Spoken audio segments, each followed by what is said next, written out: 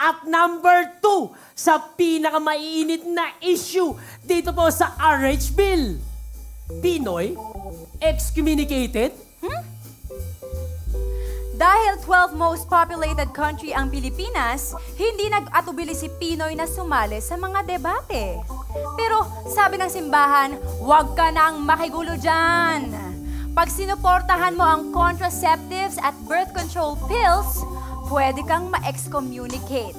So super nag-iinit ang issue na to, pero hindi natin alam kung nagkatotoo. Kaya ito na, sa number 2.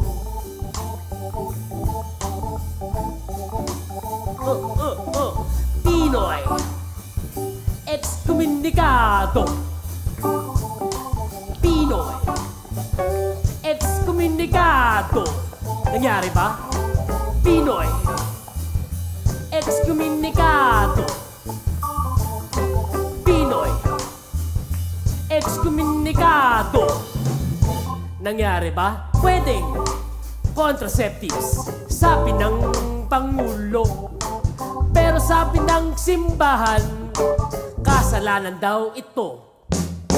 Kaya't pinag-isipan at pinagdibatihan, si Pinoy ba'y itatakwil ng simbahan? Pinoy excommunicado. Pinoy excommunicado.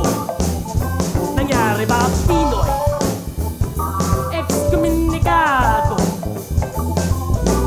Pinoy excommunicado.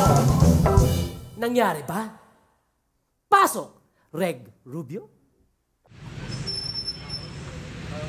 Binalaan ng simbahan si President Aquino kapag natuloy ang RH ay excommunicado. Matik daw yan kapag involved ka sa abortion. Ganun din daw ang paggamit ng kondo. Opinyon lang daw yon ng pinuno ng CBCP at hindi lahat ng pari nakasapi.